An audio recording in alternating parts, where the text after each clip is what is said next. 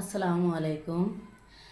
আত্মসম্মান ধরে রাখুন, কারণ আত্মসম্মান এমন একটি সম্পদ যেটার কোনো বিকল্প নেই। কারণ আপনি যদি কাজ না করে, পরিশ্রম না করে, ভিক্ষার ঝুলি হাতে নিয়ে আপনি রাস্তায় রাস্তায় ঘুরেন, তাহলে আত্মসম্মান আপনার থাকবে না।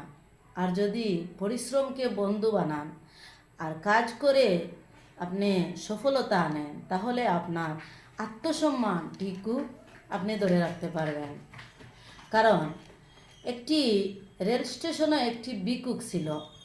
ওই ভিক্ষুকটা কী করছিল যে ওর তলিতে একটি প্রতিষ্ঠানের কর্মকর্তা ওর তলিতে একটি ডলার দিল।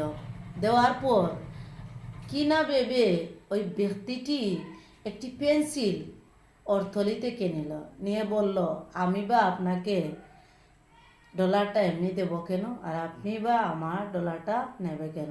এই কথাটা বলার পর ওই ভিক্ষুকের আত্মসম্মানে ধরলো, ওর চোখ খুলে দিল।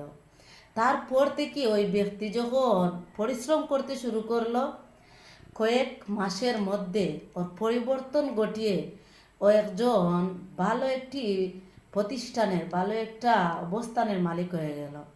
তাই আত্মসম্মান ধরে রাখুন, নিজেকে পরিশ্রমের মাধ্যমে নিজের উপরে ভরসা রেখে। অন্যর উপরে ভরসা রাখবেন না, অন্যের সমালোচনায় জড়িত হবেন না। ধন্যবাদ। আসসালামু আলাইকুম।